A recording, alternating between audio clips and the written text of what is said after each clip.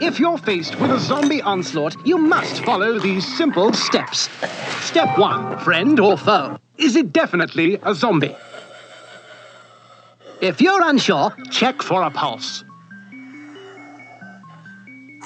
Black Ops Cold War Zombies has changed the way zombies is played.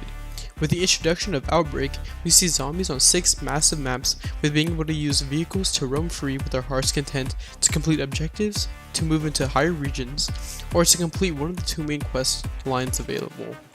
Then we have our traditional round-based maps with Die Maschine, Firebase Z, and the soon-to-be Mauer der Toten, to enjoy the original taste of zombies, whether it be to play into the high rounds or to complete the main quest line. However, I am not here today to talk about either one of these modes. Rather, I want to dig deeper into a smaller, yet exclusive mode. Well, a variation of said mode. Onslaught Containment. Step 2, choose your weapon. Arm yourself with an appropriate weapon, and let it become a deadly extension of you. That will take care of him.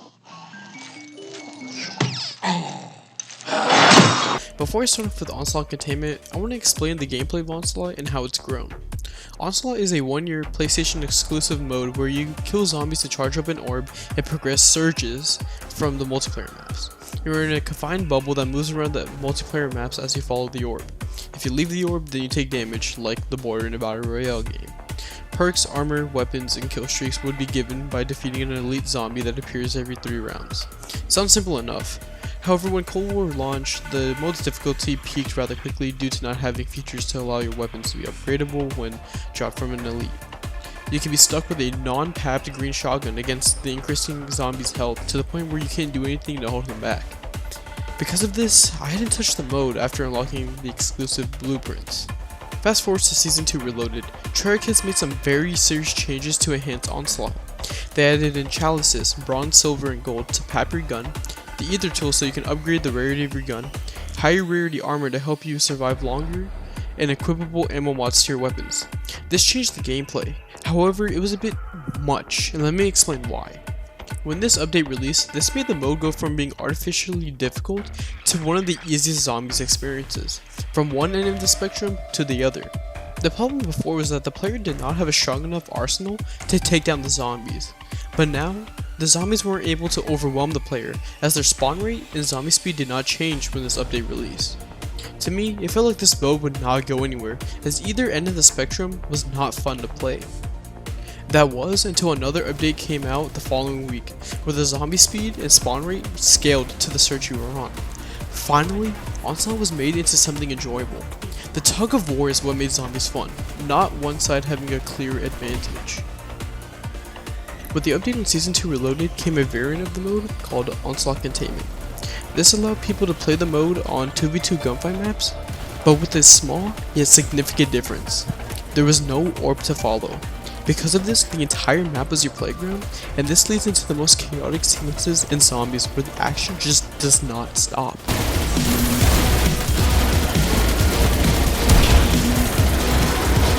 Enemy appears there. So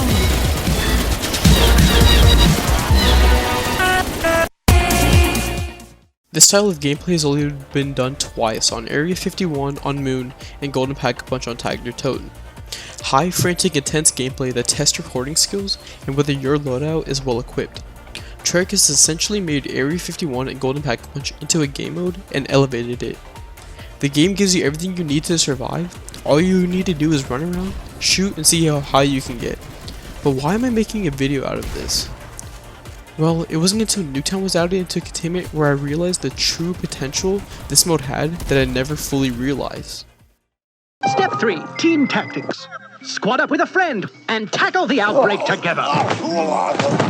Nuketown is a map that has not only been made multiple times in multiplayer, but also twice before in zombies. Nuketown Survival in Black Ops 2 and Alpha Omega in Black Ops 4. So with Nuketown and Onslaught, this technically makes it the 3rd iteration of Nuketown zombies. However, I want to delve into the Containment version of this map. Under Containment's rule set, we can play without following the orb around the map and have everything accessible. You have both backyards and the middle portion already open and ready. Now to some people, they may not like this, but personally I adore this as you already have so much freedom to begin with. As soon as I got to the higher surges, I realized that this is my favorite version of Nuketown Zombies, purely gameplay wise. Just changing the rule sets of a previously played map made it so much more enjoyable for me. So that got me thinking, what if Onslaught Containment was brought back to the older maps?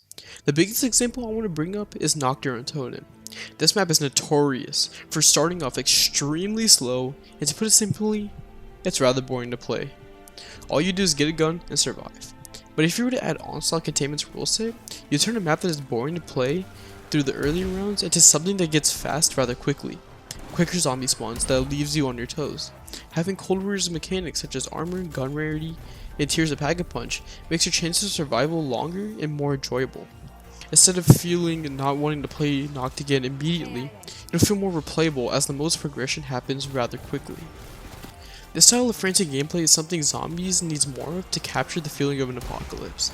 Smaller maps that automatically give you the tools of survival where your only objective is to kill zombies. Not turn on power, spend thousands of points, build a Pack-a-Punch, no. Just kill the zombies. This mode is the essence of what makes zombies fun, and with that, there are so many ways to make this mode into something greater. Step 4. Aim for the head. Remember, the brain is the zombie's weak spot, so always aim for the head. One simple addition is to start adding wonder weapons into the mode.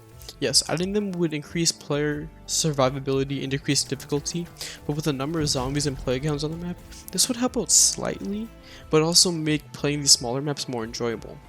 Also, Outbreak is getting weaponry from Die Machina and Firebase Z, so why not add them in as well?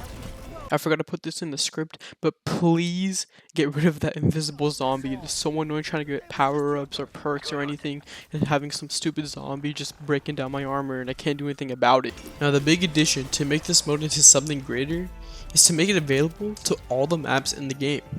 Like Gauntlet and Rush in Black Ops 4, make Onslaught Containment its own mode that is compatible to all the zombie maps in the game. Instead of being able to play on all of the map, just section portions off of the map and make it a containment map. Currently in Season 4, there's a challenge to survive 20 rounds in the spawn room of round-based maps, so why not make those containment maps? Smaller maps like Nocturne, Totem, and Nuketown don't need portions sectioned off, but something like Die Machina can have the spawn room for more controlled gameplay, and the underground particle accelerator room for more chaotic gameplay like in the Easter egg.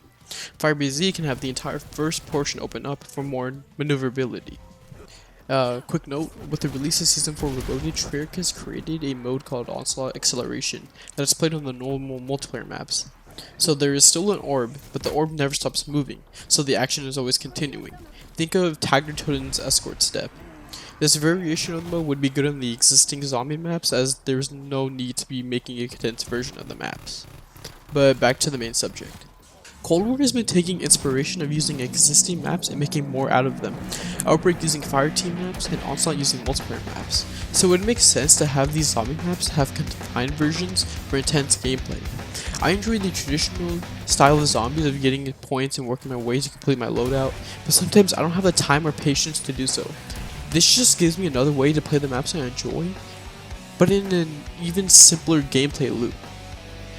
Looking into the future of Treyarch zombies, or even Sledgehammer zombies, I hope the idea of Onslaught Containment gets expanded upon, as now Cold War has introduced a great formula for zombies.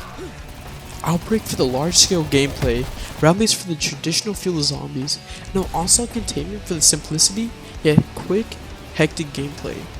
With these 3 variations of zombies, it's a formula that can make any zombies the most replayable zombies game.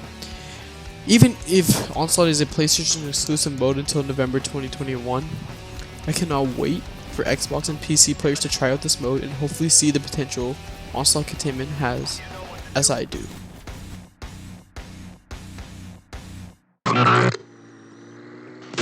That's the turn. Shoot to kill. And that's how you survive a zombie onslaught. So it took way too long for this video to come out. It's actually been over a month ago since I recorded the voice lines. And it's because I've been losing passion in videos. I had no motivation to do it. I've been playing these other games like this.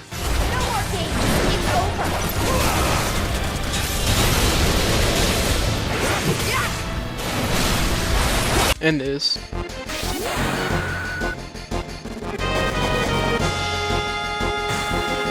and these 2 other games I've been playing out throughout the year. Going for the kill. Going for the kill. Stay down. Handling a managed turtle.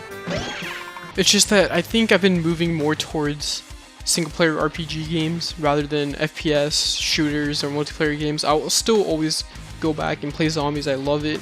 It's my favorite facet of video games, I guess you can say. But, I don't know. Just playing Call of Duty right now, it's okay for me. As for videos, I don't really know what I want to do next. I will probably do it whenever I feel ready to do it, and if I have an idea. But if you got this far, I appreciate it, and thank you for watching. Your tears will taste so sweet when you beg for your miserable life.